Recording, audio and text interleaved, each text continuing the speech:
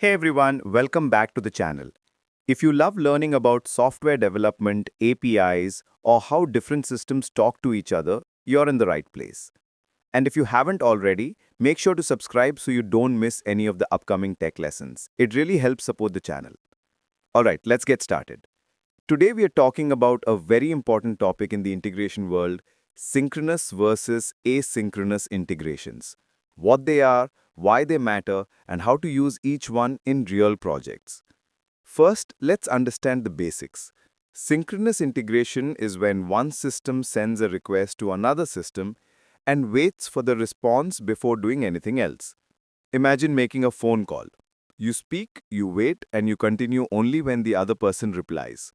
The caller is blocked until the response arrives. Asynchronous integration works very differently. One system sends a request or a message and does not wait for the other system to respond. The processing continues separately in the background and the response comes later. It's similar to sending a WhatsApp message. You send it, put your phone down, and whenever the reply comes, you respond. The caller is not blocked. Now, why does this matter? Because almost every modern application depends on multiple systems talking to each other. Choosing synchronous or asynchronous communication impacts performance, scalability, the user experience, and the reliability of the entire system. If you pick the wrong pattern, you could end up with slow applications, timeouts, or even failures. Let's quickly look at the technical background. In a synchronous integration, the client sends a request to a server. The server validates it, processes it, and returns a response immediately. This kind of communication usually happens over HTTP, HTTPS, REST, or SOAP. The client stays waiting for the server's reply, and if the server is slow, everything slows down. In an asynchronous integration, the client sends a message and continues its own work. The message typically goes into a message queue or event system. A worker or consumer picks up the message, processes it, and later sends the response back using a callback, an event, or a notification. This kind of integration often involves tools like RabbitMQ, Kafka, AWS SQS, Azure Service Bus, PubSub, webhooks, batch jobs, or platform events. Let's explore some real use cases. Synchronous integration is used when you need an immediate answer. Logging into an application, verifying a payment, fetching product details, searching for items, or validating form details are all synchronous.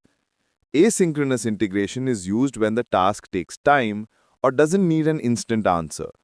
Sending emails or SMS, bulk data processing, order fulfillment workflows, analytics, file processing like PDF or video generation, IoT event streaming, and big system-to-system integrations all rely on asynchronous processing. Now let's talk about how these are implemented.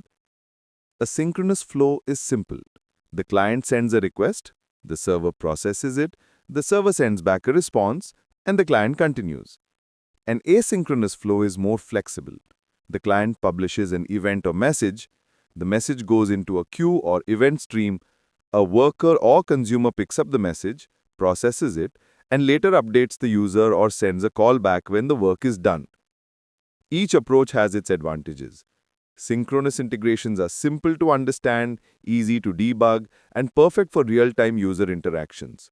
They give immediate responses to the user. Asynchronous integrations are scalable, flexible, and more reliable. They prevent timeouts, handle heavy workloads, and allow systems to work independently without blocking each other. But each approach also has challenges. Synchronous systems can suffer from timeouts and performance issues. If one system is slow, everything becomes slow.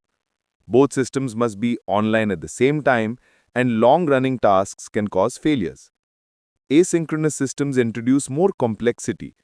Debugging becomes harder, there is no immediate response to the user, and you need additional systems like queues or workers. Message tracking and monitoring become important. So when should you use which? Use synchronous integration when the user expects an immediate answer, when the task is quick, or when the system needs to make a real-time decision. Avoid synchronous integration for long-running or heavy processes or when you depend on external systems that might be slow.